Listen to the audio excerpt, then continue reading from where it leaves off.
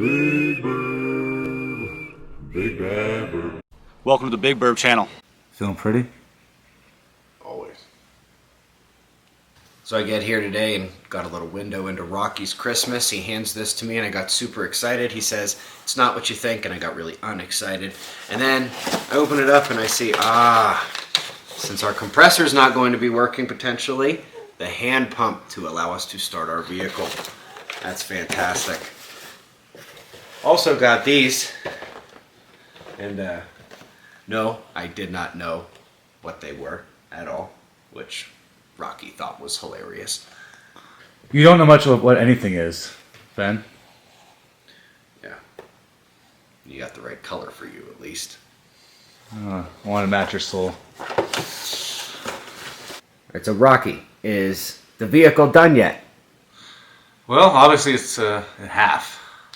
You see the frame is over there and the body is over there. Yeah, that was your solar physicist version of "Are we there yet? Are we there yet?" In a dumb man way. Yeah. What's happening this week? Like this week with the vehicle. Well, Not the prettiest sight behind me, but the Suburban's off the frame. right now we're boxing the frame. We're taking the raw Bonney kit. Yeah, you actually have a call with him later, don't you? Yeah, Exciting. about here in about an hour or so, actually. Yeah, fantastic. After checking out the website and his Facebook page, I'm excited about that too. What are we hoping to chat with Rob about? Well, I just want to get his expertise, really. Just let us know why he suggests his frame. His frame? Yeah. Well, his frame boxing kit. Boxing kit and Yeah. maybe some of the particulars, the details. Mm-hmm. Yeah, just more or less. There's some debate going on the internet. Just a few topics I'll bring up. And That's what it was. You were saying that there were a couple topics on the internet that were becoming somewhat of a debate related to these builds, and who better to bring on than Rob to talk about these things? exactly, let's fight fire with fire. That explains! We've discussed that the sun is an EMP risk, but let's take a closer look at how that happens. It all starts with sunspots. Sunspots are magnetic areas on the surface of the sun that move around, grow, decay, and interact. When the arching magnetic fields of those spots, which you see here, collide during that moving around, they can accelerate charged particles to near the speed of light, releasing X-ray energy known as a solar flare. This burst of energy pushes other charged particles, known as plasma, out from the upper atmosphere of the sun, which we call the corona. These particles blasted out are called a coronal mass ejection, or CME, and this is the dangerous part. These clouds of plasma can impact the Earth, expand and contract the upper atmosphere, and when they light up the northern lights of the aurora, it forms a ring current at the polar region. Electric current induces magnetic fields and further electric currents, and that's what's happening here. A strong enough CME impact can trigger auroras that trigger powerful ground currents and currents through the atmosphere. And this is what offers the major risk of grid collapse, transformer explosion, and major system failure in those bigger events. Again, sunspots form on the sun. Their magnetic fields interact as they reshape themselves. Those interactions can trigger solar flares, which push CMEs out into space, potentially to impact the planets. And when they do, the auroras light up and induce electric currents in the atmosphere and the ground that could send us back to the Bronze Age or earlier. In the past, unelectrified societies likely saw little more than the aurora during these every 150 to 200 year events, and scientists know it's not a matter of if, but when the sun will do it again. I just want to welcome Rob Bonney. He's the man you go see when you need any Chevy to come and swap component. Rob is very well known amongst the Chevy, square body, and Cummins community. And if you ask me, offers some of the best products on the market. Rob, there's a lot of debate going on whether or not this kit is actually needed. Can you explain your thoughts on this a little bit further? Well, the word "needed," I guess, is what's the key word there. So I spent a lot of years repairing these frames, and I would say it's needed on the half tons. Completely required on the half tons. The 3/4 ton frames are basically the same frame as a half ton, usually a little bit thicker. And, the Blazers, the K5s, the Suburbans, all of them could really, really use it. So, and we get the question a lot, like, is it because of the motor? It's not because of the motor. The motor isn't helping the situation in any means, but the frames were just pretty subpar to start with. Yeah, because there's a pretty big weight difference between between the Cummins versus the stock motor you'll see on there. So I know when everything all dressed up, is that weight difference pretty significant? Or are we talking like 500 pounds, a couple hundred pounds? Do you know exactly? It depends on what motor you're dealing with. You're talking 300 to 400 pounds, right? A lot of the difference is the torque that the motor makes. But the truth of the matter is the frames just didn't hold up with the stock 350 or a 6-cylinder in it. The frame itself is the issue.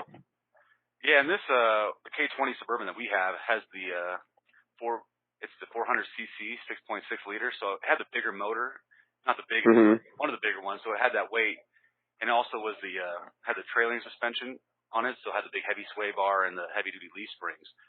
So we were hoping maybe we didn't have to switch the front suspension, but I'm kind of looking at the Alking springs, kind of to help raise that front end a little bit. But do you definitely a good idea? Yeah, that's what I was kind of thinking, because you usually don't leave the stock suspension on any of the applications you do you? No, not at all. Nope. So, and the problem isn't like driving around town. You know what I mean? That's not the issue. It's just if you're actually going to use the truck as a truck.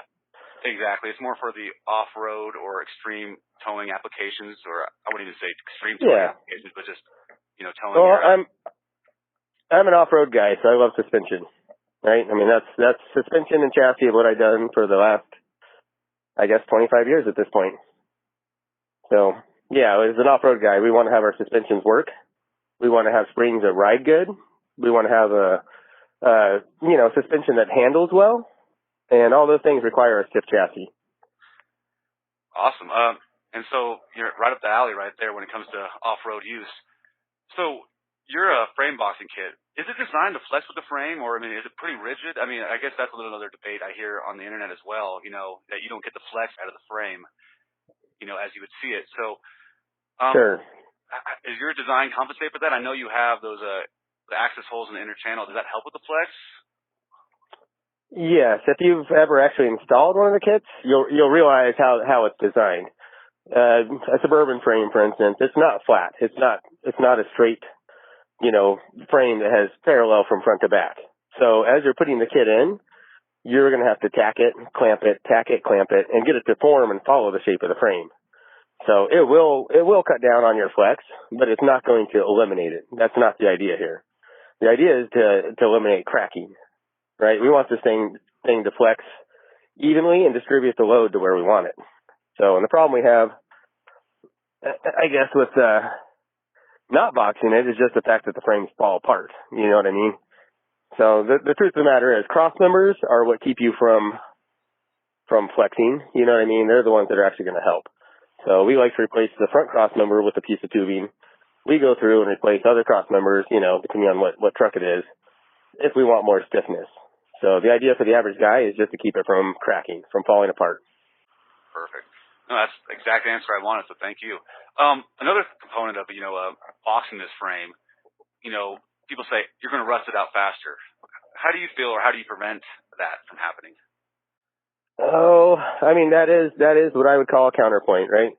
It is one of those things where, yes, it is going to help trap more moisture in there. It's unavoidable, but at the same time, do you want a frame that's rusted and have to have more maintenance in it? Do you want to have a frame that's broken in half?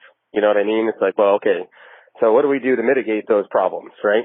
First step is we put all the holes in it, which actually helps air out the frame. We put in drain holes so you can wash the frame out, because the major problem that box frames generally have is that once it gets in there, it can't get out. It's trapped.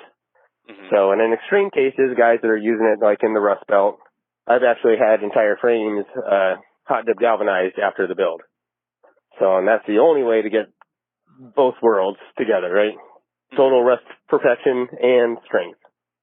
See, and what we're doing on our build is we prime the metal, grinded everything all down, and then repainted with a nice rubber coating, and then ground the spot down again where we're going to weld it, re-weld it, and then try to spray it again on top of that, and then we're going to go back and spray the whole thing with the rubber coating as well on top of that. That's how we're going to tackle it. Do you think that's a good strategy if you're trying to prevent rust and keep strength? It is. It is. And it's just the idea to get it coated. So the biggest thing is just to pay attention to it. You know what I mean? If you see it still, building up, just rinse the frame out, put a hose in it and rinse it out. Not a big deal. Just keep that maintenance and don't let that mud cake up on it either. Exactly. Awesome. Well, So, great. That's great information. That's kind of the biggest points on the internet that people kind of have the debates, and I think you cleared up a lot of that. sure. Is there anything else Sure. that pops in your head that you'd like to kind of clear up for anybody out there? Or Honestly, I think the people that believe it's a detriment just don't understand it. You know what I mean? It's one of the things. I've been fixing these frames for years and years and years. I've been building chassis. I've been building balanced designs for both off-road cars and street cars. And done right, it's nothing but a positive for your truck. I agree completely. And I've done a lot of my research, and one of the biggest things that people have done these builds, whether it's a K5, K20, Suburban, Blazer, doesn't matter, crew cab truck, any kind of square body, their biggest regret is not boxing the frame. And I see that on a lot of big builds. Of course, hey, you can get away without boxing it, but it does really limit your usability. Yeah, exactly. It's all, you know what I mean? Are you trying to faithfully follow what Chevy built? You know what I mean, in the 70s, or are you trying to update the truck and modernize it? Well, we're putting Cummins in it, so obviously we're not going so true. So there might be some haters out there just because we're not a full Chevy guy anymore. But hey, I like good components that work, and whether it's a Chevy, Dodge, or even Ford, if it's a bulletproof, I'll put it in. Yeah, exactly. Yep. How's everything else going on in Suburban? Oh, really good. I was going to ask you we were talking about doing that rear boxing kit, and I was kind of at the shop today, just kind of going over with the guys. And the hard part about that is we got to literally drop the 40-gallon tank, and you have to eliminate the 40-gallon tank because there's no way the way we have to rivet everything in there. I just don't. Shoot me some pictures of it. Yeah, I'll shoot you some photos. I actually took some really good ones when I was down there. But yeah, you have to drop that 40-gallon tank, and to put the riveting thing back in there, and rivet everything back and put that whole box. It's gonna be really hard to put that 40-gallon tank back in there, and then you also have the two cross members back there, anyways. So it makes it a pretty strong design. Where I'm thinking, if you kind of just that's the whole idea between the ones we've done with the Blazers and Suburbans is that they're tied in a lot better in the back, right? So you're using the bodies and Chevy already was, right? Whether for good or for worse, for better or for worse, they were counting on the body to do more than it should. You know what I mean? So I've had good luck in the K5s going right to the spring hanger, just like we do with the Suburban, and half of that's just because the tub is a tub, not a bed and a cab. Exactly, and I'm kind of feeling like not that we don't want to do it, but just by it's creating a lot more work and eliminating the 40-gallon tank, and I feel like there might be money better spent somewhere else, like the spring, sure, and even a Dana 60, kind of, where, not that I wouldn't like to do it, I just feel like it's probably not the best direction for this build, so I don't want to do that. Well, that's what I'm curious, like why does the gas tank have to be lost? Well, it's really wide, the 40, so it almost like kind of goes in the frame. It's fitting inside the frame rail? Yeah. Yeah, no, I was really trying to do it, but I'm like, it might just be more of a pain than it's actually worth. But like I said, if it works out, I'll be more than happy to give you any kind of measurement you need. So, cool. Sure, all right, sure. that's all I had for you. But Happy New Year. It was great talking to you. You're a cool man, and thank you. Yeah, no problem. Thank you. Talk to you soon. Bye. Now what you've all been waiting for, the part and labor list for the build so far. As you can see on the build list in front of me, the part total so far is $9,316.07.